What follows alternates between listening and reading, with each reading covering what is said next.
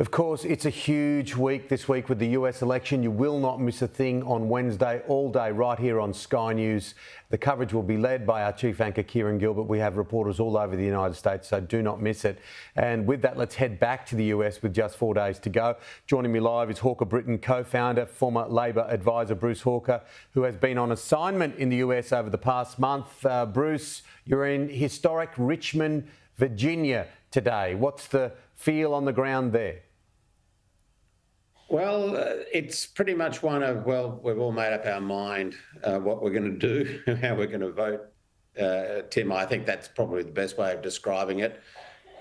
Virginia is a blue-leaning state. In other words, it leans towards the Democrats.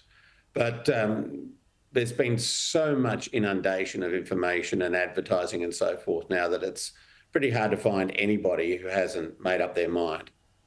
You and your son Bill, who has done a great job, have caught up with many Americans. Let's have a look. You've been in Pennsylvania, New York. Let's have a squiz at a chat with some of the people. I think at top of mind for me is women's right to abortion and healthcare. That's pretty critical. If the candidate was a corpse in the casket, I would have voted for that corpse. As simple as that.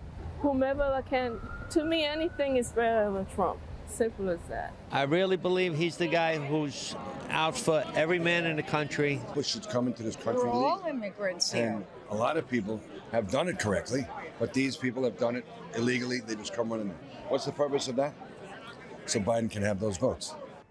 Well, I mean, I have Latino family members, and some of them are Puerto Rican, some of them are Dominican, some of them are Colombian, and they see no place for comments like that.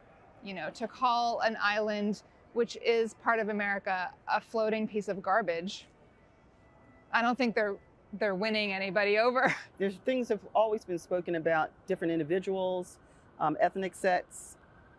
He said it out loud, and people heard it. Some clapped. But where was the real pushback against something like that besides different news feeds? Well, the garbage line was a bit of a theme, wasn't it? Because we had what happened at Madison Square Garden. You've been in Pennsylvania. Then we had Joe Biden come out and say some comments which I don't think Kamala Harris was too happy about. It's been an interesting few days, Bruce. It has. And look, I think both camps have struggled to stay on message.